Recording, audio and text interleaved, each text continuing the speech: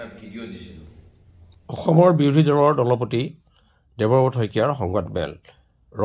ৰফিউল হুছেইনৰ বিৰুদ্ধে চৰ্চিত পত্ৰ সম্পৰ্কে প্ৰতিক্ৰিয়া। সকলো দলতে বাদ বিসম্বাদ থাকে, দলীয়ভাৱে এইসমূহ সমাধান কৰা হয়।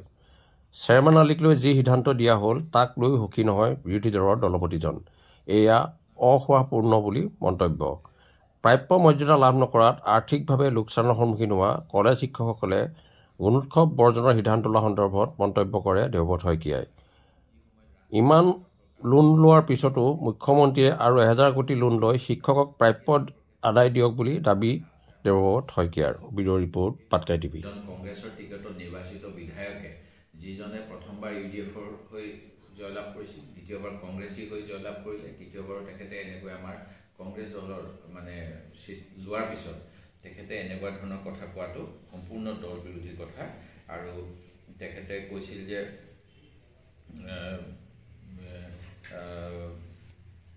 বিজেপিক মিয়াসকলে ভয় খাব নালাগে আৰু কংগ্ৰেছতকৈ বিজেপি ঘনিষ্ঠ।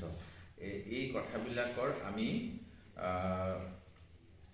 চাৰ্টিফাইড কপি দিছিলোঁ ইউটিউবৰ লিংকটো দিয়াৰ লগতে এইখিনিৰ গোটেই কথাখিনি প্ৰেছ কনফাৰেন্সৰ চাৰ্টিফিকেট টাইম 8 নিউজ চেনেলৰ পৰা আমি আনি দিছিলোঁ। তাৰপিছত কিন্তু মাননীয় অধ্যক্ষ মহোদয়ে কৈছে electronic record not made available, যিটো মই ভাবোঁ সত্যৰ ওপৰত প্ৰতিষ্ঠিত নহয়।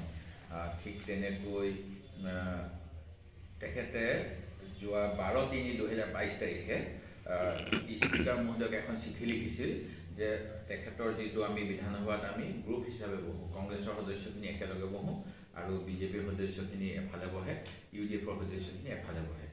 12/3/2022 তাৰিখে তেখেতে নিজে লিখিছিল এখন চিঠি যে মোক কংগ্ৰেছ দলৰ পৰা মোক ছাছপেণ্ড কৰিছে আৰু মোক সেই গতিকে কংগ্ৰেছ পাৰ্টিৰ পৰা আঁতৰাই মোৰ চিটটো UDFৰ লগত দিব লাগে, এইখন চিঠি। এই চিঠিখন পৰৱৰ্তী সময়ত তেখেতসকলে কৈছে যে এই চিঠিখন পোৱা নাই। আচ্ছা, মই মানি লৈছোঁ চিঠিখন পোৱা নাই। তেতিয়াহ'লে মই যেতিয়া তেওঁক মোৰ এই অঞ্চলটোৰ পৰা আঁতৰাই দিব লাগে বুলি কোৱা নাই মোৰ দলৰ সদস্যসকলৰ মাজৰ পৰা, কি কাৰণত অধ্যক্ষ মহোদয়ে তেখেতক UDFৰ লগত বহিবলৈ দিছিল? UDFৰ হৈ বহিবলৈ অধ্যক্ষ মহোদয়ে কোনে পৰামৰ্শ দিছিল তেওঁ চিটটো দিবলৈ, যদি তেওঁ নিজে এইটো বিচৰা নাছিল? সেইটো এটা মোৰ অন্যতম প্ৰশ্ন। সেই গতিকে মই ভাবোঁ যে ইয়াত আমাৰ আৰু আপিল কৰাৰ থল আছে। সেই গতিকে আমি ন্যায়ালয়ৰ কাষ চাপিব লাগিব এই জাজমেণ্টটোৰ বিৰুদ্ধে। আৰু ঠিক তেনেকৈ তেওঁ মানে ভলণ্টাৰীলি যে তেওঁ আমাৰ দলৰ সদস্যপদ ত্যাগ কৰিছে, এই কথাটো কাগজে কলমে নহ'লেও কামৰ মাজেদি তেখেতে প্ৰমাণ কৰিছে। সেই গতিকে সকলো ক্ষেত্ৰতে যে বগা কলা চিয়াঁহীৰে লিখি, বগা কাগজত কলা চিয়াঁহীৰে লিখি পেলাই যদি কোনোবাই কয় যে মই ত্যাগ কৰিলোঁ, সেইটোতেই যে ধাৰণা কৰিব লাগিব সত্য বুলি প্ৰতিষ্ঠা হ'ব, এনেকুৱা নহয়। তেওঁ যিখিনি কাম কৰে সেই কামখিনিৰ পৰাও আমি তেওঁ দলৰ বিৰোধী কাম কৰিছে বুলি সত্যতা নিৰূপণ কৰিব পাৰোঁ। সেই গতিকে এই গোটেইখিনি কথাৰ ভিত্তিত মই ক'ব বিচাৰোঁ যে আমি আপিলৰ ব্যৱস্থা কৰিম ন্যায়িকভাৱে। এই দুটাই বিশেষভাৱে ক'বলগীয়া। দ্বিতীয়তে মই দেখা পাইছোঁ আজি মোৰ সমষ্টিতে জয়মতী ক্ষেত্ৰৰ আজি আনুষ্ঠানিকভাৱে কাম কাজৰ আৰম্ভণি হ'ব। মই অসম চৰকাৰক ধন্যবাদ জনাইছোঁ। এই প্ৰসংগটোলৈ মই বিধানসভাত মৌখিক প্ৰশ্ন 10 মহীয়সী জয়মতী কলাক্ষেত্ৰৰ নিৰ্মাণ 13/3/2023 তাৰিখে প্ৰশ্ন উত্থাপন কৰিছিলোঁ।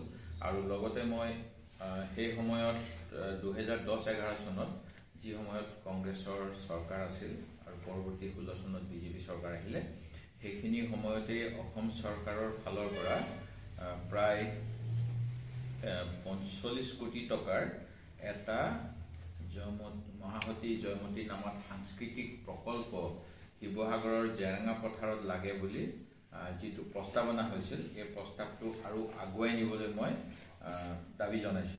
মুখ্য কাৰ্যবাহী বিষয়াৰ ঘৰত মুখ্যমন্ত্ৰীৰ ভিজিলেন্সৰ তদন্ত হৈছে। যদি তেখেতে কোনো দোষ কৰিছে তাৰ বাবে শাস্তি পোৱাটো মই বিচাৰোঁ আৰু নিৰপেক্ষ তদন্ত হ'ব লাগে। কাকো যাতে ৰাজনীতিৰ আশ্ৰয় লৈ কোনো দোষী হাৰি যাব নোৱাৰে, মোৰ সেইটোৱে দাবী। মই যোৱা 5 আগষ্ট 2024 তাৰিখে মুখ্যমন্ত্ৰী তদাৰকী আৰু দুৰ্নীতি নিবাৰণ শাখা অসমক আৰু লগতে মুখ্যমন্ত্ৰী 26 মে তাৰিখে চৰাইদেউ শিৱসাগৰ জিলাৰ সীমান্ত অঞ্চলত অৱস্থিত চুকাফা গাঁও পঞ্চায়তৰ 10 নম্বৰ ৱাৰ্ডৰ দুটাকৈ ৰাস্তা নিৰ্মাণৰ দুৰ্নীতি হোৱাৰ বিষয়ে অৱগত কৰিছিলোঁ। আৰু মই নিজেও তালৈ গৈছিলোঁ, দেখিছিলোঁ যে কামসমূহ হোৱা নাই। মই ইয়াৰ আমাৰ ব্লক ডেভেলপমেণ্ট অফিচাৰৰ ভিডিঅ' যোগেদিও তদন্ত কৰাইছিলোঁ। তেওঁলোকেও কৈছিলে পইচা জমা আছে, চেয়াৰমেনে ইচ্ছা কৰিলে কামখিনি সম্পূৰ্ণ কৰিব পাৰে। আৰু এই বিষয়ত শিৱসাগৰ জিলা উপায়ুক্তকো কৈছিলোঁ, তেওঁলোকে কোনো কাম কৰা নাছিল। ৰাজনৈতিকভাৱে সেই পঞ্চায়তখনৰ 10টা ৱাৰ্ড, তাৰ সভাপতি, তাৰ আঞ্চলিক সদস্য সকলোৱে বিজেপি দলৰ সদস্য হোৱাৰ বাবে তেখেতসকলক দুৰ্নীতি কৰিবলৈ লাইচেঞ্চ দিয়া হৈছে নেকি, এইটো মোৰ প্ৰশ্ন। আৰু মই বিচাৰিম যে যদি কিবা দুৰ্নীতি হৈছে, গাঁও অঞ্চলৰ বাট পথবিলাক একেবাৰে বেয়া হৈ গৈছে, পুঁজি আত্মসাৎ কৰাৰ যিটো প্ৰৱণতা আছিল যোৱা সময়ছোৱাত বিজেপি দলৰ বিভিন্ন পঞ্চায়তত, আমাৰ নাজিৰা পঞ্চায়তৰো এগৰাকীয়ে ভিডিঅ'ত ওলাইছিলে যে তেওঁ টকা পইচা সংগ্ৰহ কৰিব, কমিশ্যন ল'ব, তাৰপিছত তেওঁ বিজেপি দলে ফুলাম গামোচা দি আঁকোৱালি লৈছিল। এইবিলাক যাতে নহয়, যদি কোনোবাই দুখ কৰে তেওঁলোকে শাস্তি পোৱা উচিত। অনুৰূপ ধৰণে মেকিপুৰ পঞ্চায়তৰ এগৰাকী পঞ্চায়তৰ সভানেত্ৰীও নাজিৰা নগৰত আৰক্ষীয়ে তেওঁ ধনৰ টোপোলা লৈ থকা অৱস্থাত আৰু ঠিকাদাৰে ভেণ্ডৰে কমপ্লেইন দিয়াৰ পিছতো কোনো ধৰণৰ তেওঁলোকৰ ওপৰত তদন্ত কৰা নাছিল। সেই গতিকে এই গোটেইবিলাক মই তদন্ত হোৱাটো বিচাৰোঁ। মোৰ পত্ৰখন আপোনালোকক দি দিম, যিখন মই মুখ্যমন্ত্ৰীৰ জ্ঞাতাৰ্থে প্ৰেৰণ কৰিছিলোঁ দুৰ্নীতি নিবাৰণ কৰক বুলি। তেখেতসকলে সততে 500 টকা 1000 টকা লোৱা কৰ্মচাৰীবিলাকক হাত নহাই থাকে। তো লাখ টকা দুৰ্নীতি কৰিলে কিয় তদন্ত নকৰে, মোৰ এইটো নতুন বছৰত মুখ্যমন্ত্ৰীৰ প্ৰতি প্ৰশ্ন। দ্বিতীয়তে, যোৱাকালি আমাৰ এজন বিধায়িনী দলৰ সদস্যক আমি তেওঁ দল বিৰোধী কাম কৰাৰ কাৰণে দলৰ পৰা বহিষ্কাৰ কৰিব লাগে বুলি এটা গোচৰ দিছিলোঁ 2022 চনত। সেই গোচৰৰ চূড়ান্ত ৰায় যোৱাকালি অধ্যক্ষ মহোদয়ে দিলে, কিন্তু তেখেতে যিখিনি ভিত্তিত দিলে, এতিয়া মই ক'বলৈ বাধ্য হৈছোঁ যে তেখেতে গোটেই তদন্ত যেনেকুৱা ধৰণেৰে নিৰপেক্ষভাৱে গোটেই কথাখিনি চালি জাৰি চাই ৰায়দান কৰিব লাগিছিলে, সেই ক্ষেত্ৰত মোৰ কিছু সন্দেহ ৰৈ গ'ল। ইয়াৰ কাৰণ হ'ল যে প্ৰথম কথা, তেওঁ মাছখোৱা সাংস্কৃতিক প্ৰকল্পলৈ গৈছিল। যেতিয়া নিউজত এই কথাটো বাজিলে তেতিয়া তেখেতে প্ৰথম অৱস্থাত কৈছিলে এজন মন্ত্ৰীক লগ পাব গৈছোঁ, কিন্তু সেই তাত মন্ত্ৰীক লগ পোৱা স্থান নাছিলে, সেইটো আছিলে বিজেপি দলৰ ৰাজনৈতিক দলীয় কৰ্মীসকলৰ কৰ্মশালা। এটা বিজেপি দলৰ কৰ্মশালাত মোৰ দলৰ এজন বিধায়কে যোৱাটো কোনো কাৰণত গ্ৰহণযোগ্য নহয়। যেতিয়া সাংবাদিকে জেৰা কৰিলে তেতিয়া তেখেতে ক'লে যে তোমালোকে এইটো নিউজ নকৰিবা, মই বিপদত পৰিম। তাৰপিছত যেতিয়া আকৌ সুধিলে কেলৈ আহিছে, তেতিয়া তেখেতে ক'লে মোৰ পেচাব কৰাৰ প্ৰয়োজন হৈছিল, মই পেচাব কৰিবলৈ গৈছোঁ। এই গতিকে এই একেটা ক্লিপতে তেওঁ 3 ৰকমৰ কথা কৈছিল। সেই গতিকে তেওঁৰ কথাখিনি কিমান পতিয়নযোগ্য আছিল এই কথাটো আৰু ভাল ধৰণেৰে অনুসন্ধান কৰা দৰকাৰ আছিল। এই প্ৰস্তাৱটোৰ ক্ষেত্ৰত সেই সময়ত বা পৰৱৰ্তী সময়ত চৰকাৰে কোনো ব্যৱস্থা নল'লে আৰু তাৰ ফলত এই প্ৰস্তাৱ প্ৰত্যাহাৰ হ'ল, যিটো দুৰ্ভাগ্যজনক। কাৰণ যদি যেনেকৈ এতিয়া বটদ্ৰৱা থানত মহাপুৰুষ শংকৰদেৱৰ নামত এখন সাংস্কৃতিক প্ৰকল্প হৈছে, যোৰহাটত লাচিত আমাৰ চুকাফা সাংস্কৃতিক প্ৰকল্প হৈছে, গুৱাহাটীত শংকৰদেৱ কলাক্ষেত্ৰ হ'ল, ঠিক তেনেকৈ মাধৱদেৱ কলাক্ষেত্ৰ হৈছে বিহপুৰীয়া নাৰায়ণপুৰ অঞ্চলত। ঠিক তেনেকৈ যিহেতু মহামতী জয়মতী জেৰেঙা পথাৰত অত্যাচাৰ কৰা হৈছিল আৰু তেখেতে তাত প্ৰাণ ত্যাগ কৰি অসমীয়া জাতিক সেই সময়ত বচাইছিল, সেই গতিকে তাত যিহেতু মাটিও যথেষ্ট আছে, এটা ভাল প্ৰকল্প সেই সময়ত অসম চৰকাৰৰ ফালৰ পৰা প্ৰস্তাৱ কৰা হৈছিল। মই আশা কৰিছিলোঁ সেই কামটোৰ ক্ষেত্ৰত বৰ্তমান চৰকাৰখনে গুৰুত্ব দিব, কিন্তু সেই ক্ষেত্ৰত তেখেতসকলে একেবাৰে নিশ্চুপ হৈ আছে বৰঞ্চ যথেষ্ট বেছি মাটি নাই জয়মতী ইয়াতে যিটো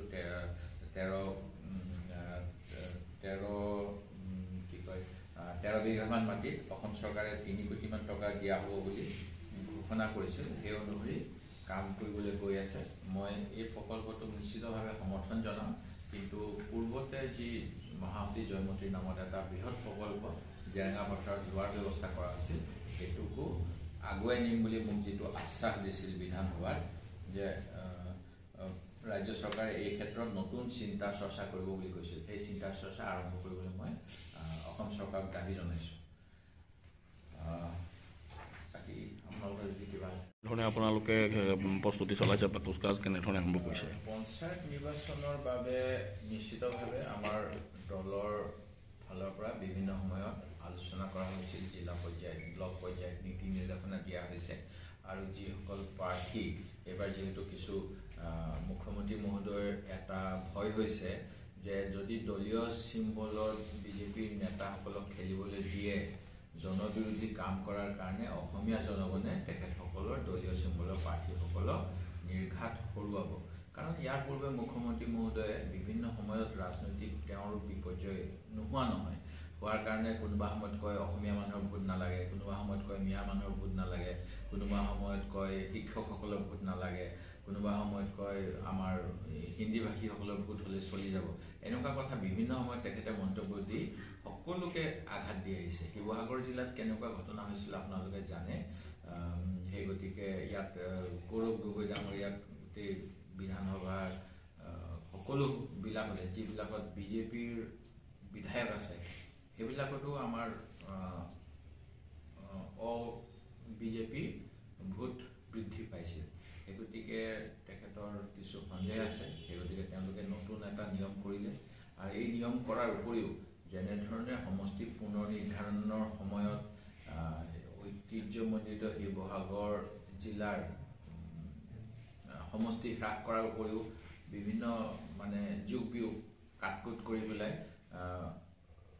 য'ত আজি 3খন পঞ্চায়তৰ কথা ক'ব পাৰোঁ মই গড়গাঁও হওক শিলাকুটি হওক এইবিলাকৰ পৰা আপোনাৰ আমাৰ নাজিৰা মহকুমাধিপতি কাৰ্যালয়লৈ মাত্ৰ 4 কিলোমিটাৰ আছিলে তেখেতসকলক ৰাজনৈতিকভাৱে লাভালাভৰ কথা চিন্তা কৰি 45 কিলোমিটাৰ দূৰৰ ডিমৌ সমষ্টিত অন্তৰ্ভুক্ত কৰা হ'ল ঠিক তেনেকৈ দুলাকাষৰীয়া পঞ্চায়তখনৰ পৰা ব্লকৰ অফিচলৈ আছিলে 6 কিলোমিটাৰ আৰু সম ডিষ্ট্ৰিক্ট কাৰ্যালয়লৈ আছিলে 13 কিলোমিটাৰ সেই দুলাকাষৰীয়া পঞ্চায়তক এতিয়া 26 kilometre Nilgarh Gaurisagar 45 kilometre Nilgarh Gaurisagar block আৰু 26 কিলোমিটাৰ নীলগড় শিৱসাগৰ সম ডিষ্ট্ৰিক্টত অন্তৰ্ভুক্ত কৰা হ'ল ঠিক তেনেকৈ এই পঞ্চায়তৰো ডিলিমিটেশ্যনত ব্যাপক খেলিমেলি কৰিছে যাৰ বাবে গুৱাহাটী উচ্চ ন্যায়ালয়ত গোচৰ চলি আছে আমাৰ ইয়াতো বিভিন্ন ধৰণৰ কাটকুট কৰিছে তথাপিতো আমি বিজেপিৰ বিৰুদ্ধে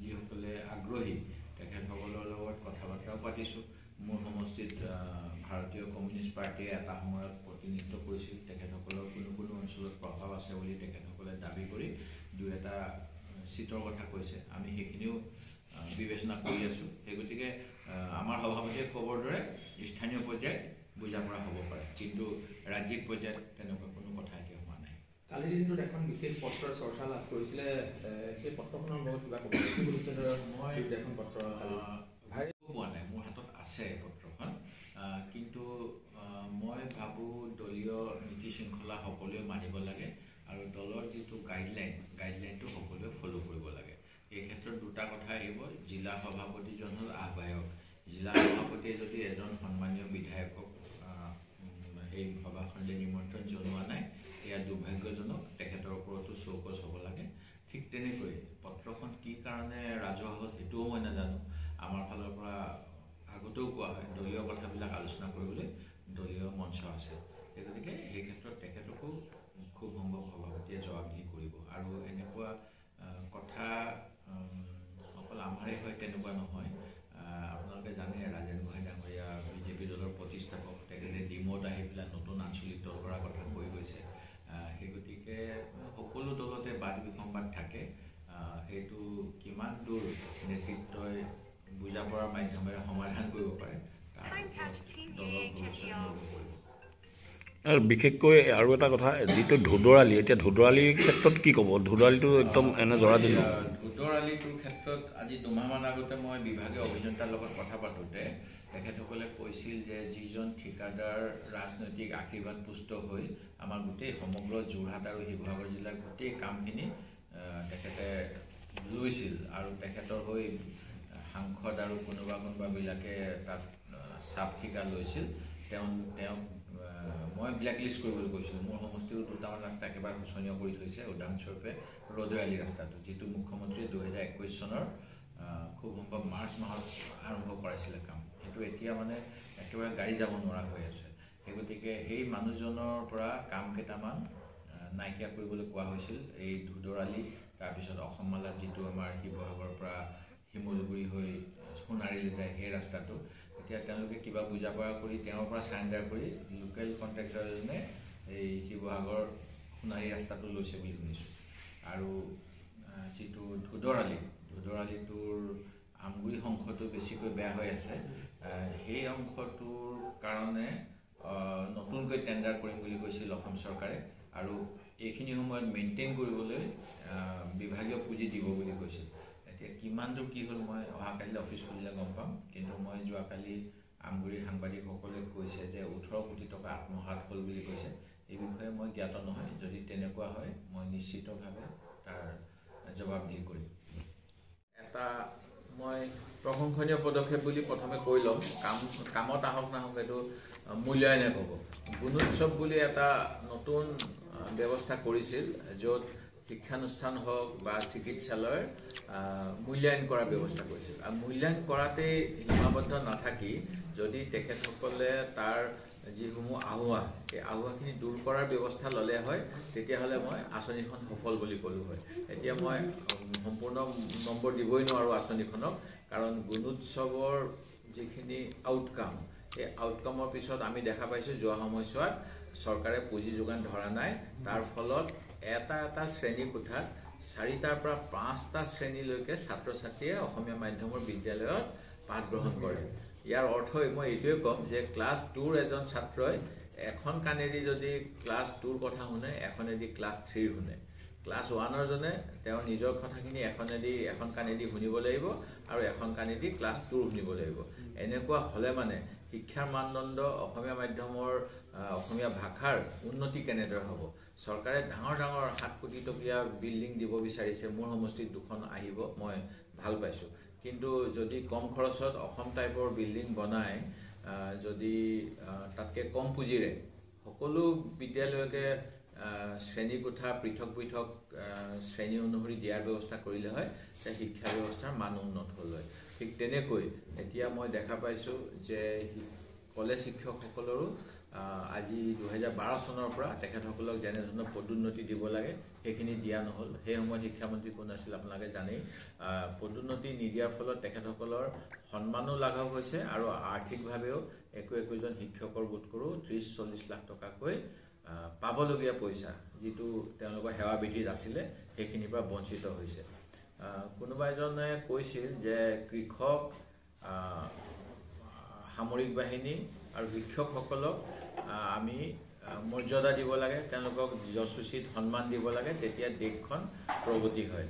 কৃষকৰ অৱস্থাটো জানেই কেনেকুৱা হৈ আছে এতিয়া, কিমান ভুৱা কৃষকৰ অৱস্থা আৰু এতিয়া ঘূৰাই দিব লগা হ'ব।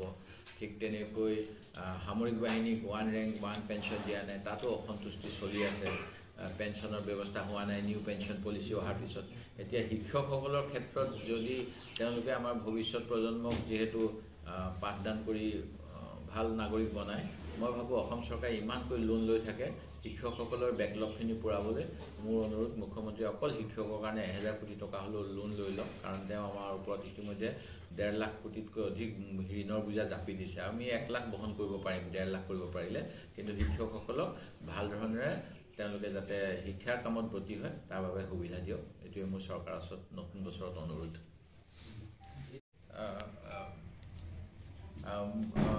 আজিৰ পৰা প্ৰায় 10 বছৰ বিজেপি চৰকাৰ অহাৰ পূৰ্বেই কংগ্ৰেছ চৰকাৰ সময়তে নাজিৰাৰ বাবে এটা বাছ ষ্টেচন বৰতল 3 তিনিআলিত আৰু এটা আমাৰ নাজিৰাৰ পুৰণা ASTC চৌহদত নিৰ্মাণ কৰি উলিওৱা হৈছিল। এই দুয়োটাই কিন্তু যিহেতু আপোনালোকে জানে চৰকাৰৰ পুঁজিৰ সুব্যৱস্থা লাহে লাহে ঘাটি আহিলে, কামখিনি সম্পূৰ্ণ হোৱাৰ ঠিক প্ৰাক মুহূৰ্ততে বিজেপি চৰকাৰ অসমত হৈছিল। এই চৰকাৰখন অহাৰ পিছত ঠিকাদাৰজনক সম্পূৰ্ণ পুঁজি মোকলাই নিদিলে, আৰু তাৰ ফলত এতিয়া ৰাইজে যেনেধৰণৰ সেৱা পাব লাগে এই দুটা ৰাজ্যিক বাছ আস্থানৰ পৰা সেইখিনি পোৱাৰ পৰা বঞ্চিত হৈ আছে। আৰু ইয়াত এটা সময়ত বহুতকেইখন ৰঙা বাছ চলিছিল, এতিয়া তেওঁলোকে যিটো উবেৰৰ নিচিনা ব্যৱস্থা কৰিলে, তাৰ ফলত কিছুমান ব্যক্তিগত বাছ চলে, কিন্তু যিটো সুলভ মূল্যত চৰকাৰী বাছ আছিল ৰঙা বাছ গড়ৰ চিম্বল হয়, সেইখিনি একেবাৰে নাজিৰাৰ পৰা হ্ৰাস পাই গ'ল। এইটো দুৰ্ভাগ্যজনক। মই ভাবোঁ আমাৰ নতুন যিজন পৰিবহণ মন্ত্ৰী তেখেতে এই ক্ষেত্ৰত সুব্যৱস্থা ল'ব।